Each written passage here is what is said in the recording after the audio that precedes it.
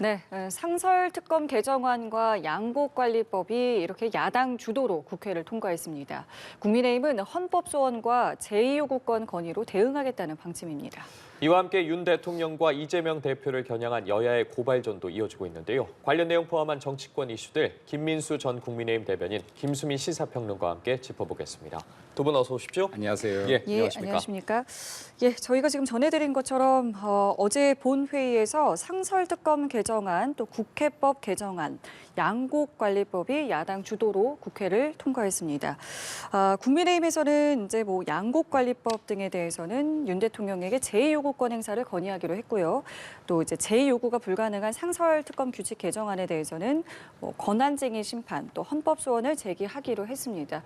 이 통과된 쟁점 법안에 대해서 어떤 입장 갖고 계십니까? 네, 양곡관리법은 사실 저는 좀 오히려 걱정이 되는 게 양곡관리법 개정을 해도 크게 달라지는 게 없을 것 같아서 걱정이 돼요. 왜냐하면 남는 쌀을 시장에서 격리하는 거는 정부에서 계속 해왔던 일입니다. 근데 양곡관리법은 다만 거기에 조건부로 어느 정도의 상황이 되면은 의무적으로 매입한다라고 하는 게 들어가 있고, 그 조건이라는 게 사실 협상도 여러 번 되고 예전에 김진표 의장도 중재안 또 내고 해서 이게 정부가 기존에 해왔던 쌀 시장 격리하고 크게 차이가 있을까라는 생각이 드는 거거든요. 근데 그걸 굳이 막는 것도 저는 이해가 안 된다. 정부 입장에서도 그렇게 크게 달라지지 않을 거다. 왜냐하면 정부 관계자들도 쌀 시장 격리 자체를 하지 않겠다라고 얘기하지는 않았습니다. 그런데도 막겠다라고 하는 거는 그냥 정부의 재량을 그냥 무작정 지켜달라고 하는 조치에 불과한 것 같고, 저는 사실 양곡관리법보다 더 과감한 농업 지원이 필요하다고 봅니다. 원래 양곡관리법이 왜 도입이 됐냐면 직불제, 변동직불제가 폐지되면서 대신에 도입이 됐는데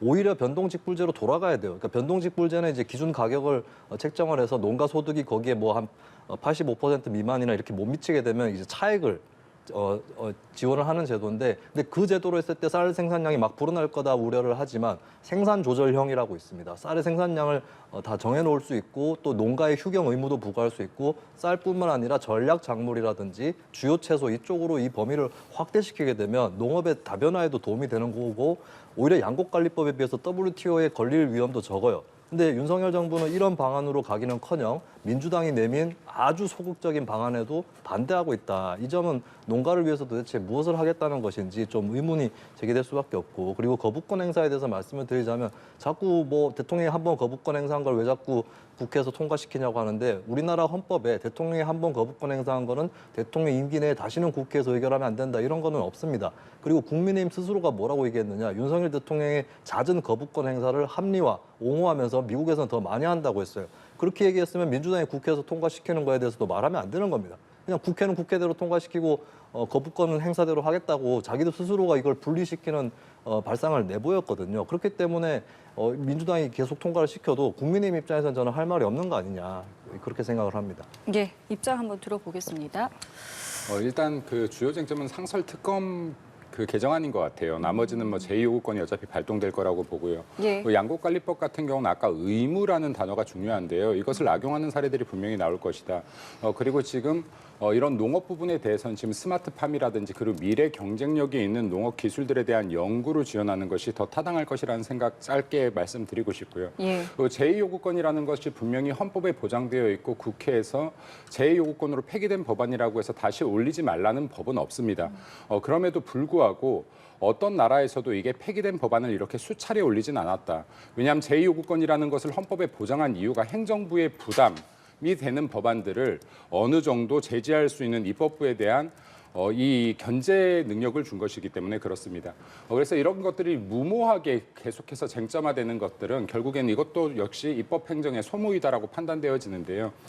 민주당이 좀 이렇게 의회 폭거적인 부분들이 아니라 대화 타협으로 어느 정도 이 국회 22대 국회는 좀 만들어 가야 이게 민생에 더 가까운 정치를 할 수 있지 않을까 생각되어지고요. 그리고 쟁점이 되고 있는 지금 상설특검 규칙 개정 같은 경우는 어차피 이 부분에 대해서는 제2요구권을 발동할 수가 없거든요. 네. 이게 행정부에 올릴 의무가 없기 때문에 그렇습니다. 근데 이게 정말로 통과가 된다라고 하더라도 사실 지금 특검에 비해서 기간도 짧고 규모도 아주 작기 때문에 이것이 실효성이 있을지 없을지, 그리고 이것보다 더 중요한 것은 김건희 여사에 대한 지금 지금 대다수의 의혹들이 불기소 처분되거나 그리고 혐의가 없다라는 것들이 밝혀지고 있는데 이걸 계속해서 이렇게 정쟁으로 끌고 간다라고 하면 과연 22대 국회가 민생을 다룰 수 있는 시간이 있을지에 대한 의문이 듭니다. 그래서 좀 더 민생에 말로만 민생 아니라 진짜 민생에 좀 몰두하는 시간들을 만들어내면 좋겠습니다. 예. 자, 이런 가운데 민주당은 검사 탄핵에 이어서 감사원장 탄핵 추진도 공식화했습니다. 국회에서 지금 감사원장 탄핵이 발의되는 게 처음 있는 일이지 않겠습니까? 앞서 저희도 현장을 연결해서 최재 감사원장의 입장을 들어봤는데 일단 헌법 질서의 근간을 훼손하는 정치적 탄핵에 유감을 표한다.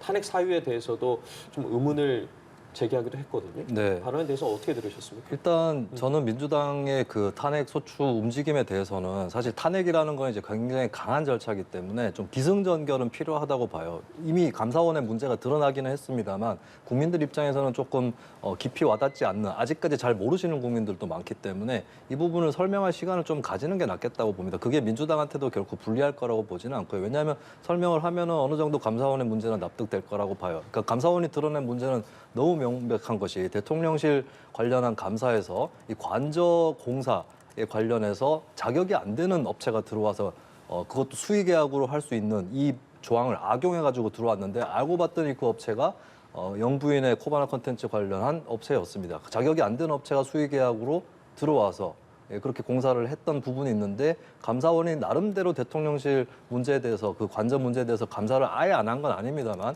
핵심 문제, 영부인과의 관계 이런 것들에 대해서 아주 가볍게 그냥 뛰어넘어 버리는 아무 결과도 내놓지 않는 그런 감사를 내놨거든요. 사실 최근에 나온 영부인 관련 의혹 중에서 오히려 명태균 씨 관련 의혹보다 관저 의혹이 더 중요합니다. 왜냐하면 이거는 그 친분을 이용해서 이권을 챙겼을 수 있는 그런 상황이기 때문에 감사원에서 그걸 감사를 안 하면 어떻게 하겠다는 것이냐 굉장히 의문인 거고, 그리고 감사의 방법론적으로 보더라도 감사원에서 굉장히 거의 뭐 검찰에 비견할 만큼 포렌식 이런 것들을 많이 실시를 해왔는데 유독 이 사안에 대해서 현 정부 관련 사안에 대해서는 포렌식 실시하지 않는다. 이런 것들은 국민들도 납득을 잘 못하실 거예요. 그렇기 때문에 저는 사실 이제 탄핵은 좀 이제 속도 조절을 할 필요는 있다고 보는데, 다만 국민의힘도 사실 그 문제가 밝혀지기를 초당적으로 이게 진실이 밝혀지는 게 중요하니까 감사원이 똑바로 하지 않았다고 지적을 하고 공동으로 오히려 노력해서 끝까지 밝힐 수 있도록 그렇게 하는 것이 맞는 거지, 대뜸 이게 뭐 문재인 정부에 대한 감사에 대한 보복이다 이렇게 주장을 할 수는 없다. 그렇게 주장하고 싶으면 지금 나와 있는 문제부터 해결할 수 있는 그런 노력을 해야 되고, 감사원 또 변명으로 일관하고 그냥 자신들의 권리만 흔든다 이렇게 표현할 것이 아니라 자신들이 제대로 하지 못한 부분에 대해서는 반성하고 이거를 만회할 수 있도록 노력하는 것이 우선이라고 말씀드립니다. 지금 국민의힘에서는 이와 관련해서 보복성 탄핵이라고 반발하고 있고 최재해 원장 같은 경우에도 자진 사퇴할 생각은 없다고 이야기했거든요. 어떻게 보고 계십니까? 감사원뿐만이 아니라 대한민국의 어떤 기관이라도 문제가 있다라고 하면 이에 대해서는 수사도 가능하고 조사도 가능해야 된다라고 봅니다. 근데 이번 지금 22대 국회에서 보면요, 모든 탄핵 절차들이 민주당에 대한 보복성 탄핵이라고 볼 수밖에 없습니다. 여기 초유의 사태들, 검사를 탄핵한다든지 그리고 뭐 총리 탄핵부터 장관들, 여러 국무위원들 지금 탄핵만 몇 번입니까? 이제 급기야 감사원장까지 가고 있는데 이것은 누가 봐도 지금 문재인 전 정권에 대한 여러 감찰 작업에 대한 보복성 행위라고 보는 것이 타당할 것이고요. 이게 아니라고 한다 그러면 이 앞단에 있는 여러 탄핵 절차들에 대해서도 해명이 되어야 될 것인데, 지금 검사들만 해도 지금 이재명 대표와 연관된 수사 검사들에 대해서 지금 집중적으로 탄핵이 이루어지고 있는 거 아닙니까? 누가 봐도 보복성이라고 보여집니다. 그리고 관저 같은 경우에 이 부분에 대한 논란이 있는 거 알고 있습니다만은 지금 대통령 집무실이나 관저 제일 중요한 게 뭡니까? 여기에 국가기밀 다 들어 있습니다. 국가기밀이 모든 대화들이 녹취됩니다. 예를 들어서 이러한 부분들에서는 보안이 가장 중요한 것이고, 보안을 가장 첫 번째로 중요하게 두는 이유는 국민과 국가의 안전을 위해서라는 말씀드립니다. 네. 자, 이런 상황에서 지금 여야의 고발전도 이어지고 있습니다.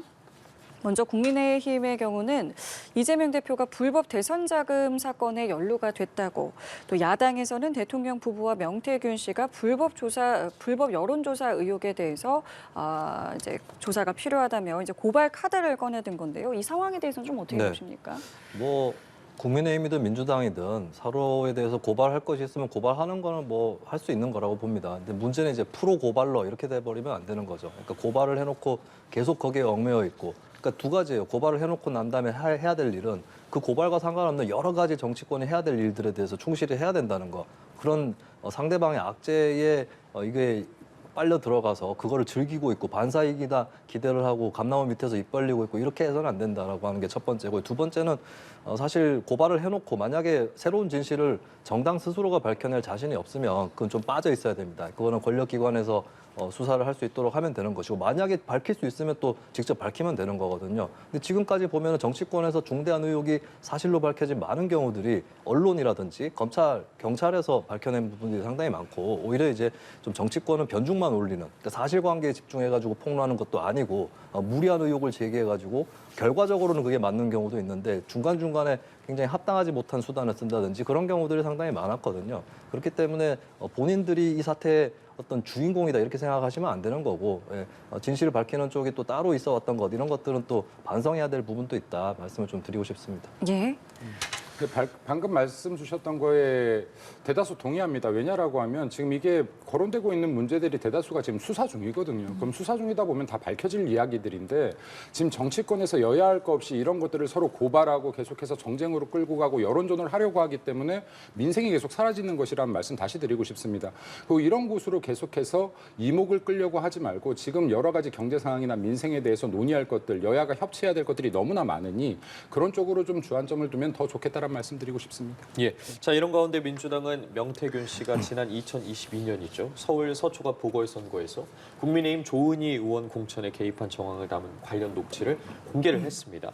그 내용을 전해드리자면 보궐선거 직전에 지인에게 명 씨가 조은희는 내가 작업을 다 해줬다. 서초갑 시의원 공천 1개를 드리겠다. 이런 발언이 담겨 있습니다. 어떻게 들으셨어요?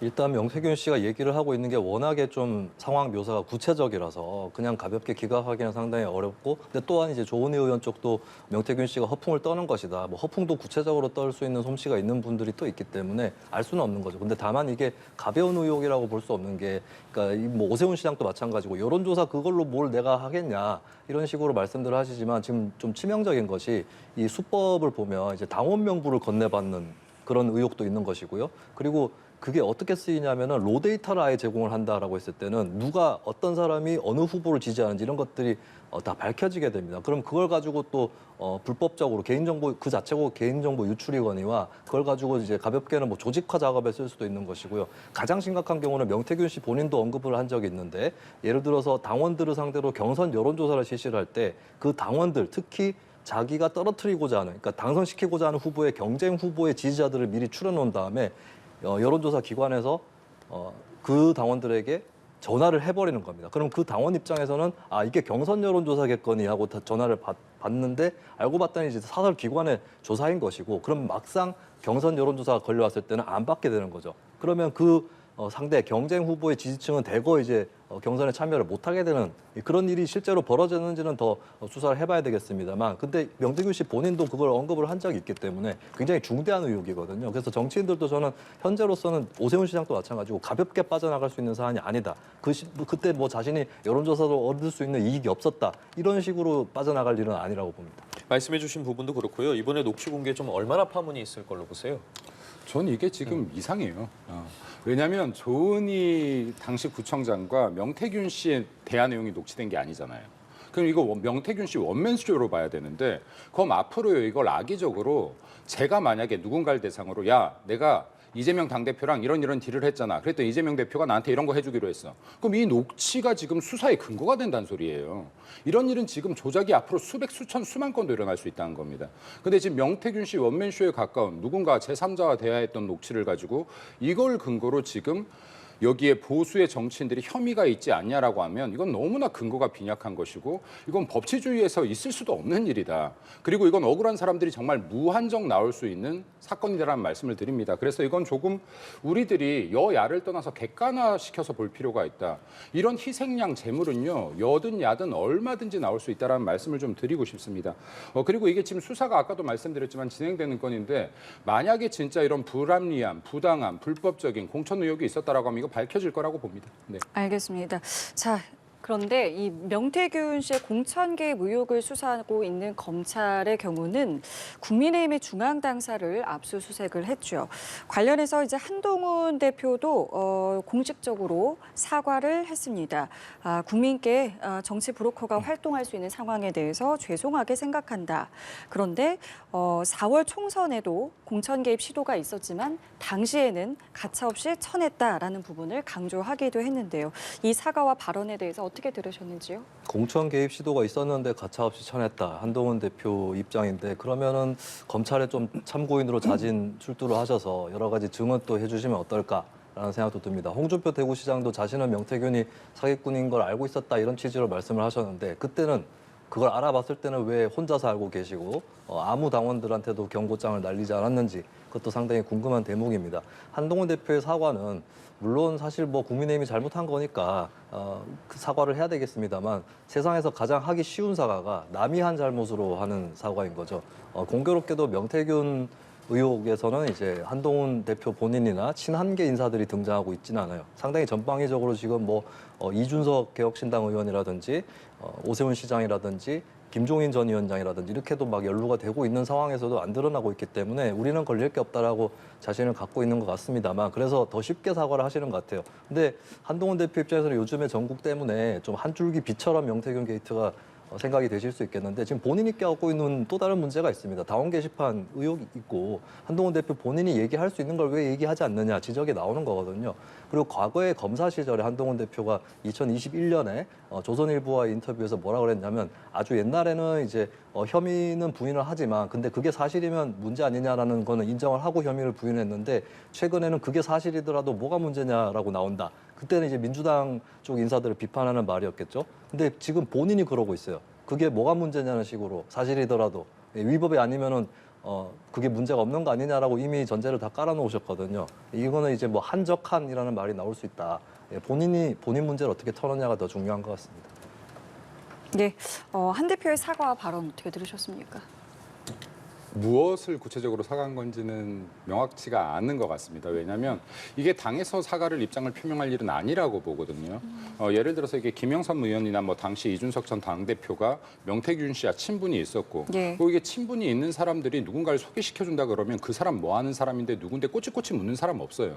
그럼 이게 믿을 만한 사람이 소개해준다라고 하면 예 알겠습니다 하고 통상적으로 만나라도 봅니다. 그럼 이것을 이용해서 지금 특정인 몇 명과의 친분을 이용해서 지금 이 사람이 독단적으로 막 움직여 왔던 것이고 지금 일방적인 주장들을 하는 것인데 이거에 대해서 이전에 우리 당은 브로커가 활동했으니 미안하고 이건 사과했고 그리고 나는 이런 사람들이 접근했지만 만나지 않았다라고 하는 것은 당과 나를 가르는 행위다라고 말씀드리고 싶고요. 이 부분에 대해서만큼은 수사를 좀 끝까지 지켜봐라. 그것이 가장 현명한 방법이 아닌가 생각됩니다. 예, 알겠습니다. 자, 주제를 바꿔서 이번엔 여당 내 당원 게시판 논란 관련해서 짚어보도록 하겠습니다. 지금 뭐 정치권에서 계속해서 이야기가 나오고 있고 특히나 친한계 정성국 조직부총장 같은 경우에 특검 단일 대우 기류에 변화가 생길 수도 있다라는 부분을 암시하고 나섰습니다. 한 언론 인터뷰에서 김민전 최고위원회 공개적으로 한 대표를 비판한 것을 두고 용산과 소통 가능성을 언급했고 그리고 나아가서 지금 한 대표가 임계점에 도달한 상황이다. 라는 부분을 암시하기도 했거든요. 물론 이와 관련해서 한동훈 대표는 본인이 한 말은 아니다라고 선을 그었습니다. 어떻게 보고 계십니까? 한동훈 대표 입장에서는 어느 정도 압박이 됐다고 보고 이제 본인이 선을 넘어버리면 다 같이 넘는 거기 때문에 거기까지는 가지 않겠다. 그러니까 엄포용인 거죠. 이 보도가 한국일보 단독으로 흘러났을 때도 사실은 이게 실제로 특검에서 찬성을 한다기보다는 위협용으로 꺼낸 말이 아닌가 그렇게 보여지고 사실 한동훈 대표 입장에서는 이게 가족 문제고 또 특검도 윤 대통령 가족 문제고 사실 가족 문제는 이제 정치인의 핵심 이익, 레드라인이 되기 쉽기 때문에 서로 이제 침범하기만 해봐라라고 하는 그런 이제 심리들이 있는 것 같아요. 근데 저는 아직은 이제 여기서 좀 멈칫하는 걸로 봐서는 뭐 조절을 하는 것이겠죠. 실제로 이제 친한계에서 특검 찬성으로 선회할 가능성은 별로 없지 않을까 싶습니다만 그런데 한 가지 이제 주의할 것은 8표만 이탈을 해도 통과가 될 수 있다는 것이고 그냥 개별적으로 이탈했는데 결과적으로 열어보니까 심지어는 자신은 부결될 줄 알고 그래도 나라도 찍어가지고 반대표를 찬성표를 조금 더 늘려서 정말 코끝에 칼을 들이대는 심정으로 위협해보자라고 찍었는데 열어보니까 이게 재의결이 될 수도 있는 거거든요. 그런 사태는 저는 또 불가능하지만 또 않다고 봅니다. 그렇기 때문에 지금 국민의힘 입장에서는 단일 대우에 굉장히 좀 힘을 쏟아야 하는 것인데 한동훈 대표의 최근 발언을 좀 보면요. 이제 기자들이 이 단일 대우에 대해서 어떻게 생각하십니까? 라고 질문을 했을 때 뭐 단일 대우를 하겠다, 뭐 아니다 이렇게 강하게 이야기하는 것이 아니라 그것은 지금 제가 말씀드리지 않겠다. 라고 이야기를 하기 때문에 이 뉘앙스에 대한 해석들도 좀 많이 나오고 있습니다. 실제로 지금 당내 분위기와 이 어떤 발언들에 대해서 개인적으로 어떻게 생각하십니까? 한동훈 대표가 어느 정도의 모호성을 유지하고 있는 것 같은데 이 부분에 대해서 명확한 의견을 피력하는 것이 한동훈 대표에게도 저는 유리하다라고 생각합니다. 예를 들어서 지금 게시판 논란에도 불구하고 김건희 여사의 특검에 대한 나의 의견은 변함이 없다. 이 부분에 대해서는 야당의 공작으로 보기 때문에 철저하게 막을 것이라고 했다라고 하면 굉장히 많은 호응을 이끌어냈을 것이라고 보고요. 본인이 한 말이 아니라 본인의 측근 전원인 것 같은데 이러한 것들 지금 김건희 여사 특검을 고려할 수도 있다라고 했던 발언 이런 것들은요 만약에 시행된다라고 하면 이거 김건희 여사를 대상으로 해서 볼모로 삼는 것이다. 볼모 정치 그리고 이게 위협 정치 이게 불가하다. 이것은 결국에는 당의 분열을 가져올 것이고 제가 방송에서 아주 오래전부터 계속해서 이야기해 왔는데 네. 특검은 민주당의 정말 철저한 프레임이고 최상병 특검부터 시작해서 지금 김건희 여사 특검 만약에 이게 받아들여진다면 그 다음은 제가 한동훈 대표 특검이 민주당에서 밀어붙일 사안일 거라고 했는데 최근에는 민주당이 아니나 다를까 한동훈 특검까지도 이야기를 꺼내고 있습니다.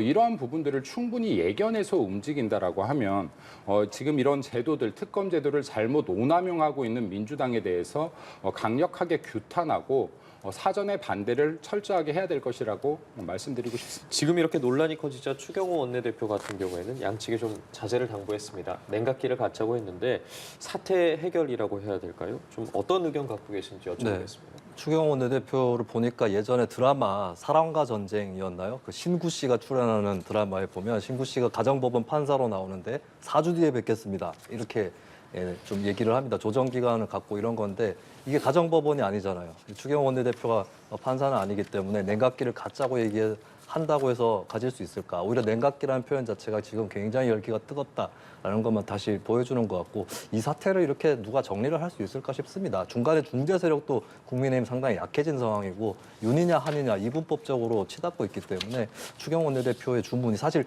양쪽 간에 너무 위협을 느껴가지고 휴전에 들어갈 수는 있겠지만 중재를 해가지고 될 일은 아니라고 보여집니다.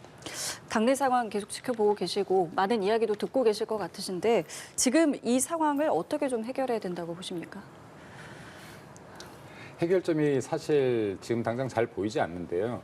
결국에는 이 시작점들이 계속해서 용산 대통령과 차별화를 무리하게 하려다 보니까 계속 감정의 골이 가고 하고 이번 당원 게시판 같은 경우는 사실 이렇게까지 감정의 골이 깊어질 일이 아니었습니다. 이게 한동훈 대표가 이러한 부분들 굉장히 송구합니다. 내가 미처 가족들까지 신경 쓰지 못했습니다. 정도만 했었어도 이거는 굉장히 쉽게 넘어갈 일이었다라고 보는데 이게 차일피일 미뤄지고 굉장히 긴 시간 논쟁이 되다 보니 이제는 그래서 누가 했는데가 계속해서 나오는 거거든요. 근데 지금 이러한 부분들이 결국에는 민주당만 꽃놀이패를 지어주는 일이다라고 생각되어집니다. 그래서 이제 어느 정도 좀 갈등이 봉합되어지고 지금 정부와 여당이 함께 힘을 합쳐야 여러 가지 정책들 추진할 수 있다라는 말씀도 좀 드리고 싶습니다. 예, 알겠습니다. 오늘 두 분 말씀은 여기까지 듣도록 하겠습니다. 김민수 전 국민의힘 대변인, 김수민 시사평론가와 정치권 이슈 짚어봤습니다. 고맙습니다. 감사합니다. 감사합니다.